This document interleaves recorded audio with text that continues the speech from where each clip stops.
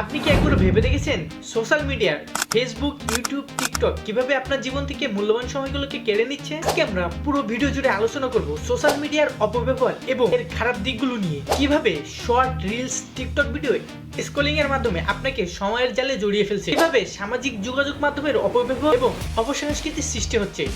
আমরা প্রতিনিয়তই ইনফ্লুয়েন্স হতে থাকছি ওই সকল ইনফ্লুয়েন্সার যারা অশ্লীলতা এবং বিকৃত বিনোদনকে মাধ্যম হিসেবে ব্যবহার করে ভাইরাল হয়েছে। আমাদের সামনে যখন কোনো শিক্ষামূলক ভিডিও আসে তখন আমাদের মস্তিষ্কের ফ্রি সেন্টার কর্টেক্স অর্থাৎ মস্তিষ্কের সামনের অংশ সক্রিয় হয়। মস্তিষ্কের এই অংশ তথ্য বিশ্লেষণ এবং যুক্তি খুঁজে, যার কারণে কগনিটিভ এনার্জি বেশি ব্যবহৃত হয়।